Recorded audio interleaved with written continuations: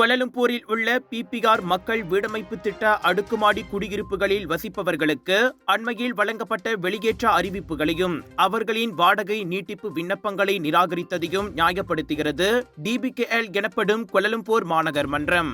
அதிக வாடகை, தண்ணீர் கட்டண நிலுவைகள் இருப்பதோடு மாதத்திற்கு 4000 ரிங்கெட்டிற்கும் அதிகமான வீட்டு வருமானம் ஆகியவையும் இதற்கு காரணங்கள் என கூறப்பட்டது.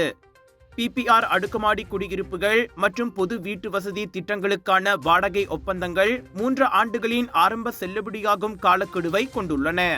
அதன் பிறகு ஒவ்வொரு 2 ஆண்டுகளுக்கும் அது புதுப்பிக்கப்பட வேண்டும் என்று டிபிகேஎல் தெரிவித்துள்ளது.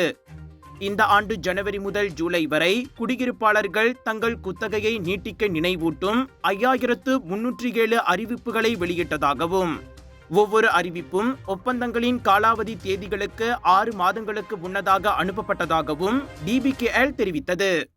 இந்த அறிவிப்புகளில் வாடகை நீட்டிப்புகளுக்கான 3379 விண்ணப்பங்களை டிபிகேஎல் பெற்றுள்ளது. மொத்தம் 3031 விண்ணப்பங்கள் அங்கீகரிக்கப்பட்டன. மீதமுள்ள 348 விண்ணப்பங்கள் வாடகை நீட்டிப்புக்கான தேவைகளை பூர்த்தி செய்ய தவறியதற்காக நிராகரிக்கப்பட்டன.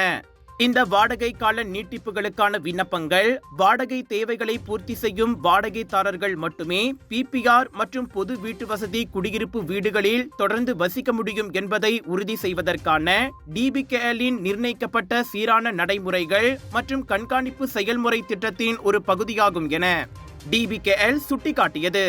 Sunshine Kids, the place where your kids shine, the fastest growing, award-winning, best preschool chain in the town. Welcome to our preschool, where learning meets fun. Our preschool provides a nurturing environment for young learners to thrive. www.sunshinekids.com.my